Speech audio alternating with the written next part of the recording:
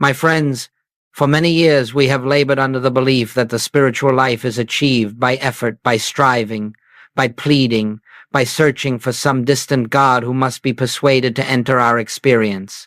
And yet, the entire spiritual path rests upon a paradox so profound that it overturns every one of these concepts. The moment you cease trying to make God act, God begins to reveal himself. The moment you relinquish the strain of human effort, the divine presence that is forever lived within you becomes active as your very life.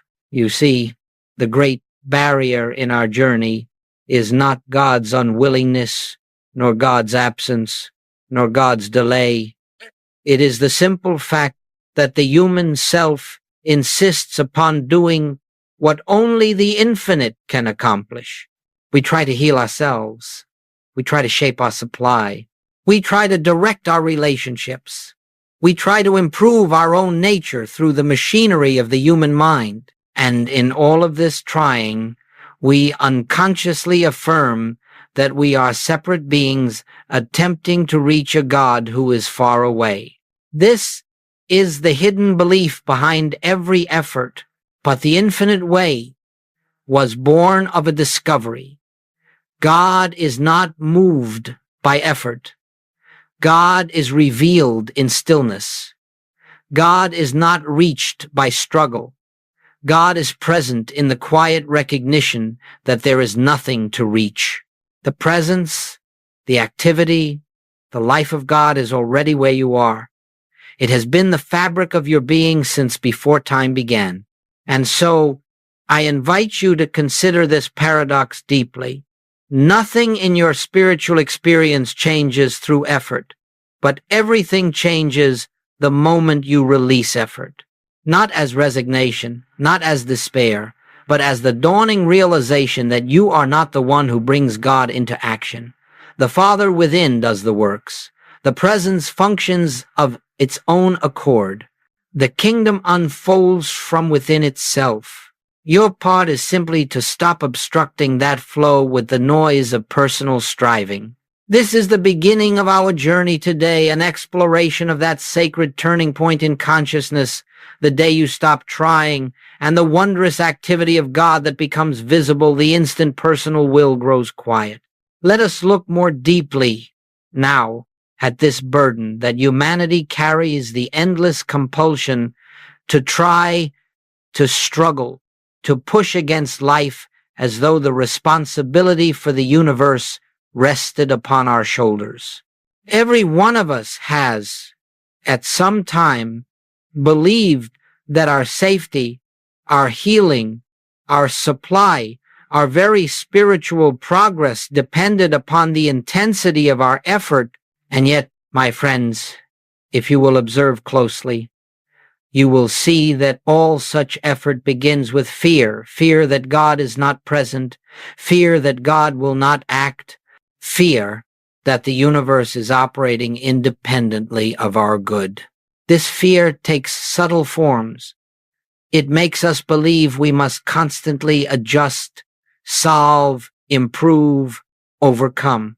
We try to manage our bodies, our finances, our children, our future, as though life were a mechanism that could malfunction unless we monitored it every waking moment. And so the human being becomes weary, not because life is burdensome, but because the false sense of self imagines it must do everything. But hear this.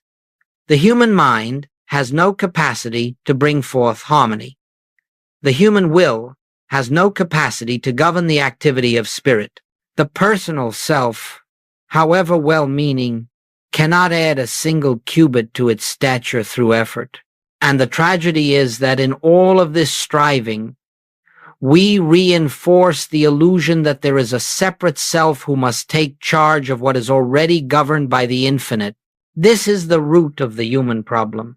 Not sin, not ignorance, not circumstance, but the deep psychological and spiritual conditioning that whispers, if I do not act, nothing will happen. And in obedience to that whisper, the individual plunges into anxiety, trying to fix life from the outside, instead of entering the inner stillness where life is already whole.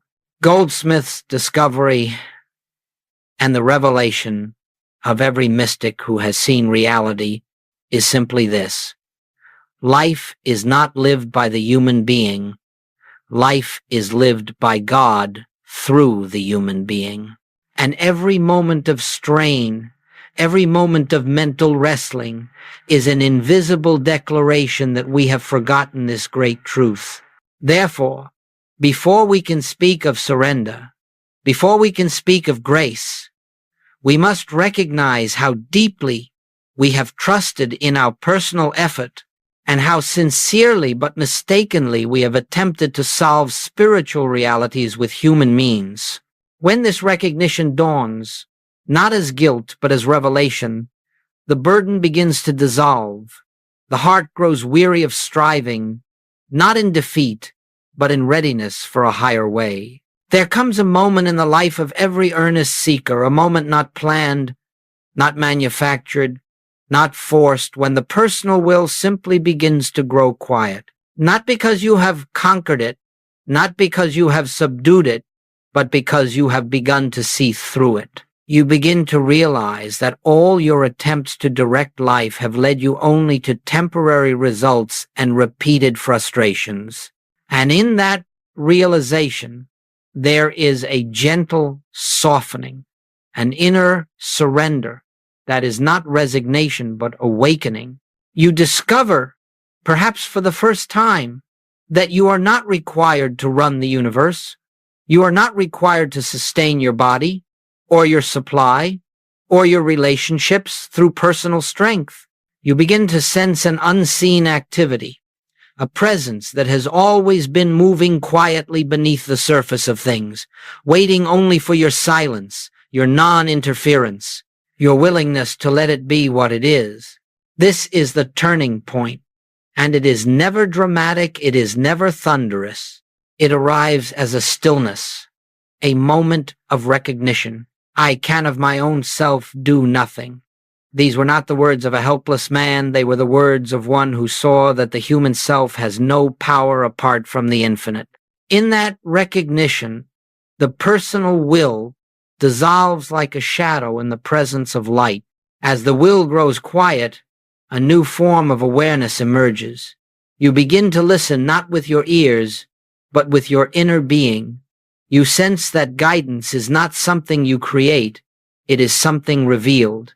Harmony is not something you achieve, it is something already present. Healing is not something you produce, it is something that appears when obstruction is removed. This quieting is the beginning of grace, and you cannot force it, for forcing is the activity of the very will that must become still. Rather, it comes by seeing the futility of striving, the hollowness of personal control, and the peace that arises when you allow life to unfold of its own accord. It is at this point that a profound shift occurs. You stop trying to make God act, and you begin to recognize that God is already acting. You stop trying to generate spiritual experience, and you begin to recognize the presence that has never ceased to be the activity of your being. This turning point is the slender doorway through which the infinite enters your conscious awareness. When the personal will grows quiet, even for a moment, you find yourself entering a new atmosphere of consciousness, an inner chamber where the noise of the world does not penetrate and where the presence of God becomes a living reality. This is the sacred place of stillness that every mystic has spoken of, not as a metaphor, not as an ideal, but as an actual state of awareness in which the soul communes directly with the infinite. Understand this. True prayer is not thought. True prayer is not words. True prayer is not asking. The most powerful prayer you will ever know is the prayer in which you say nothing at all. It is the prayer of receptivity, the prayer of listening, the prayer in which the mind becomes a transparent instrument through which the spirit announces itself. You see, God does not speak in the language of human words. God speaks in a language of awareness, of inner knowing, of quiet unfolding. And you cannot hear that sacred language while the mind is busy pleading, affirming, visualizing, or attempting to direct the infinite according to its own desires. The human mind must become still, utterly still, before the activity of God can be felt. This inner chamber has been called many things: the secret place of the Most High, the closet, the deep silence, the Holy of Holies. But it is not a physical location. It is an inner posture, a yielding of the mind, a resting of the emotions, a quiet place within where you cease trying to think your way to God and instead allow God to reveal himself. And the beauty of this silence is that it does not require hours of meditation. It requires only a moment in which you turn inward and recognize the presence is here. I need do nothing. That recognition opens the door. That recognition shifts the center of activity from the human to the divine. In this silence, you are not trying to change anything. You are not working on a problem. You are not seeking guidance. You are simply abiding in the awareness of God's presence. And in that abiding, something extraordinary happens. The divine activity begins to function without your thought, without your effort, without your direction. This is the secret of spiritual living. God is always speaking, always revealing, always unfolding. It is only the constant noise of human striving that prevents us from hearing. When you enter the silence, not as escape, but as receptivity, you will discover that the infinite has been conducting the harmony of your life long before you ever knew it. There comes, in the life of every earnest seeker, a day that is unlike any day before it. It may not arrive with fanfare, and it may not come in the way you expect, but it is a day marked by a profound inner shift. It is the day you stop trying, not because you have failed, and not because you have given up, but because something within you has awakened to a deeper truth. The Father within does the work. On that day, you discover that your efforts have never been the source of harmony. Your prayers, your methods, your affirmations, sincere though they were, never produced the action of God. They only reflected your desire to reach what was already present. And in that realization, something releases. The tension goes out of your mind. The strain leaves your heart. You stop attempting to manage life, and you begin to perceive that life is managing itself through you. This moment is grace. And grace is not something you call forth. It is something that becomes visible when obstruction is removed. Grace has always been the activity of your being. Grace has always been the intelligence guiding the universe. But as long as you believe you must make God act, you cannot witness what God is already doing. When trying ceases, fear begins to dissolve, because fear is always born from the belief that you must protect, sustain, or secure yourself. But when you realize that the infinite is the life of your being, fear has no foundation on which to stand. You feel a quiet certainty, a holy assurance that nothing real can be threatened and nothing true can be taken from you. In the moment of grace, you sense that God is not something you reach, but the very essence of your being revealing itself. You recognize that every breath, every heartbeat, every unfolding event is moving according to a harmony that does not originate in human thought. And you discover a new way of living. You stop directing and begin witnessing. You stop pleading and begin listening. You stop fearing and begin trusting. You stop working from the outside and begin resting in the inner presence that needs no assistance from you. This moment of grace does not come as the result of effort, but as the cessation of effort. When the noise of striving falls silent, the gentle voice of the infinite is heard, and in that hearing, Everything changes, not because you have changed conditions, but because you have awakened to the one who governs them all. This is the day you stop trying. This is the day God becomes visible not as a distant power to be persuaded, but as the living activity of your own consciousness. Now let us look at why effort, sincere, devoted, dedicated effort, actually blocks the very grace we long to experience. This is one of the deepest revelations of the spiritual life, and until it is understood, a student can spend years circling the same mountains, wondering why prayers seem unanswered and why peace appears elusive. The reason is simple. Effort is always the activity of the separated self. Effort says, I must accomplish this. I must bring harmony. I must overcome this condition. And the moment you take that position, you have unknowingly placed yourself outside of the infinite, believing there is you on one side and God on the other. In that very belief lies the obstruction. You see, God is not something separate from you. God is the very substance of your being. God is the life, the intelligence, the activity of your consciousness. So when the personal self attempts to reach God, it is like a wave trying to reach the ocean. The very act of striving affirms a separation that never existed, and in that affirmation, grace is obscured, not withheld, but hidden behind the veil of your own self-effort. Goldsmith discovered a profound spiritual law. Any attempt to use God for personal ends separates the seeker from the experience of God. You cannot use truth, because truth is not a tool, it is your identity. You cannot employ God to change conditions, because God is not a power operating upon something outside itself. God is the one power, the one presence, the one reality.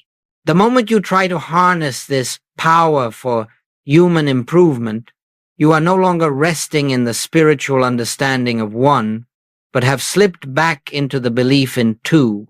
Effort arises from fear and from the false assumption that the universe requires your intervention.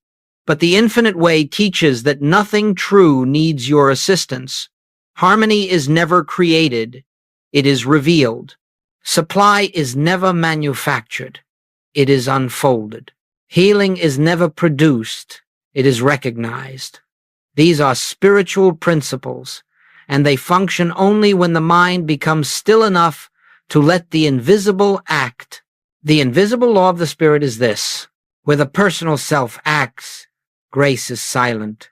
Where the personal self is silent, grace acts. And so, when you cease striving, you are not becoming passive. You are stepping aside so that the divine activity, which has been present all along, may become visible in your experience. It is not your effort that heals, but your surrender.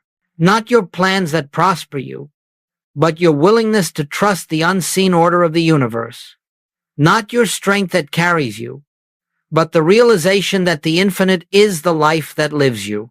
And as this becomes clear, you begin to understand why the great mystics have always taught that the highest spiritual work is not doing, but recognizing the presence, recognizing the one, recognizing that God is the only activity, and therefore there is nothing left for the personal self to accomplish.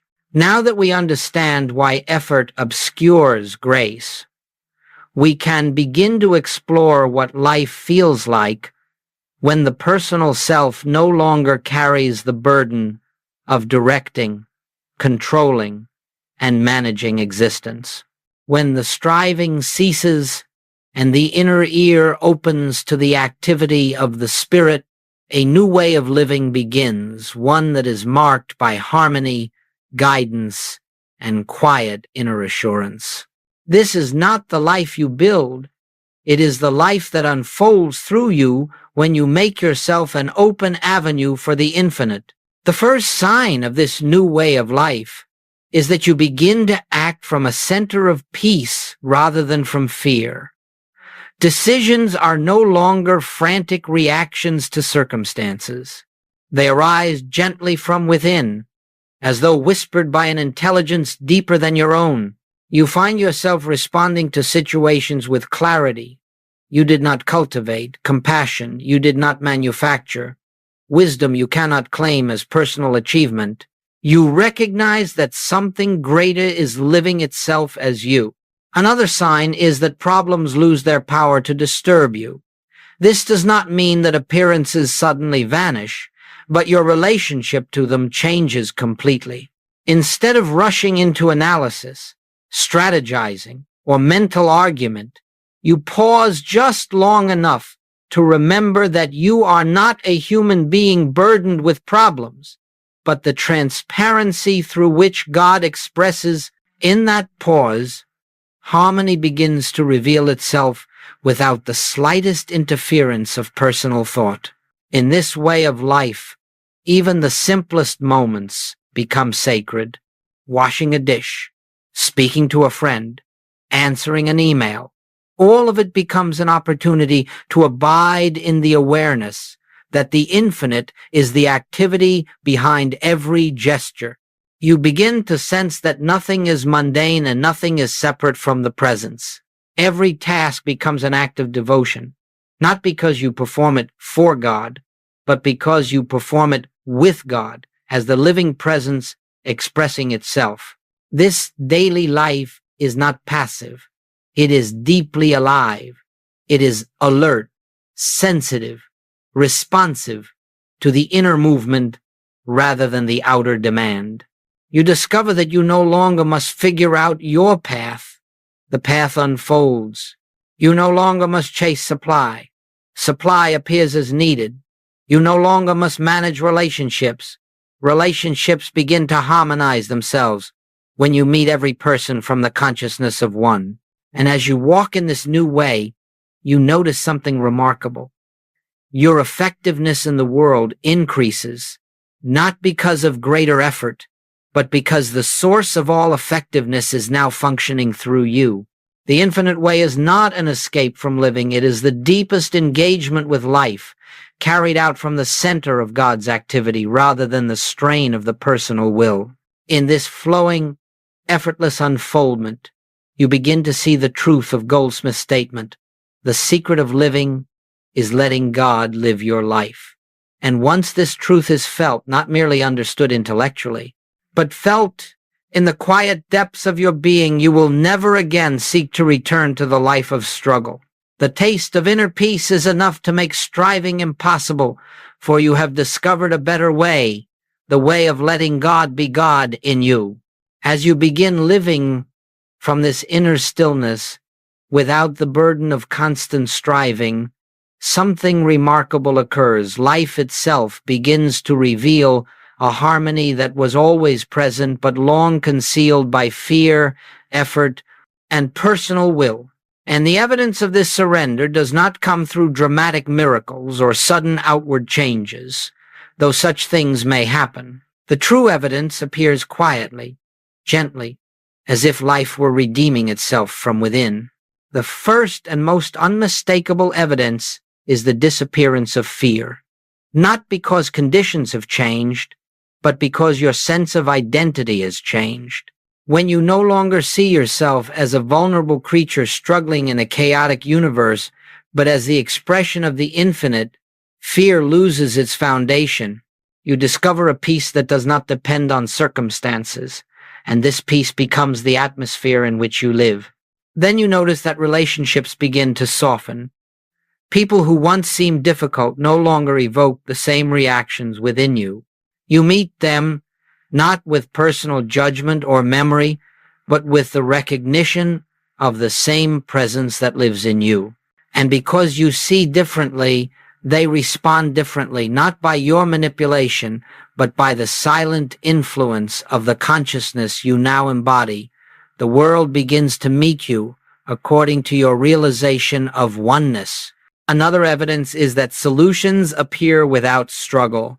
A problem that once consumed your mind shows a way forward at the moment you release it into the silence.